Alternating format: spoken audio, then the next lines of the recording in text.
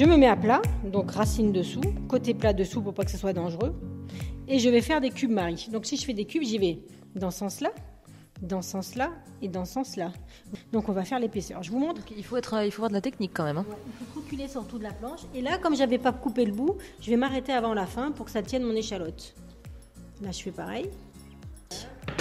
J'amène mes châtaignes et du lait. Alors, les cuisiniers, les pâtissiers, on aime bien cuisiner avec du lait entier. Bien, ouais. Et je fais revenir mes échalotes, coupées bien régulièrement. Et je vais remuer tout le temps parce que ce qui m'intéresse, c'est de faire suer mes échalotes. Donc, je rajoute mes châtaignes. Aussi simplement que ça, on remet les châtaignes. Voilà. C'est-à-dire qu'au mois de septembre, on fait avec un bouillon de légumes et puis à Noël, on fait plutôt avec du lait. Donc là, le seul intérêt, c'est d'avoir du lait à la hauteur des châtaignes. Et on va mettre un couvercle pour gagner du temps et de l'énergie. Ça vous va ? Vous achetez, bref, un bouillon de légumes où vous voulez.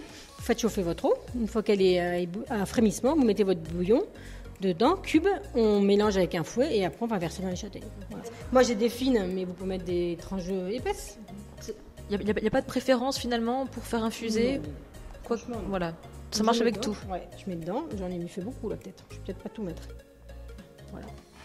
Je mets dedans et là venez, on va aller sur le fourneau. On va mettre un peu de sel et de poivre quand même.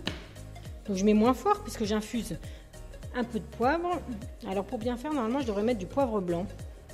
Après on va avoir deux solutions, hein. Soit on les mixe avec un mixeur plongeant, une girafe, vous voyez ce que c'est ? Oui, un robot Marie.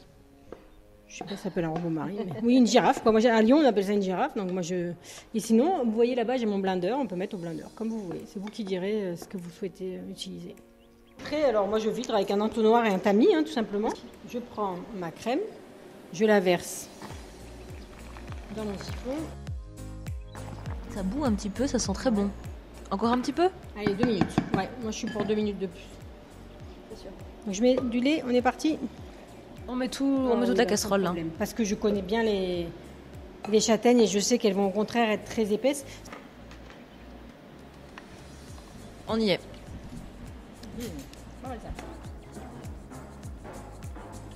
Si vous n'avez pas un estomac mais une chantilly assez ferme, le fait que le velouté soit chaud, eh ben, ça va faire tomber votre crème.